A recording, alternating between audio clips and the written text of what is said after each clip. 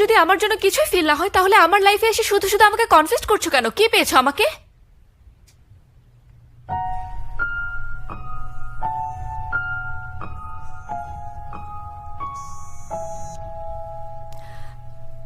Hello, তুই কি drink করতে চাচ্ছিস?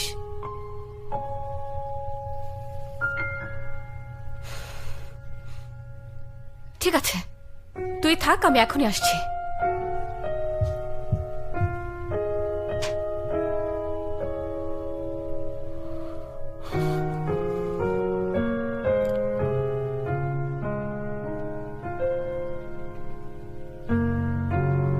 তোমার নেক্সট টার্গেট রাত 2টার আগে মিশন কমপ্লিট করতে হবে।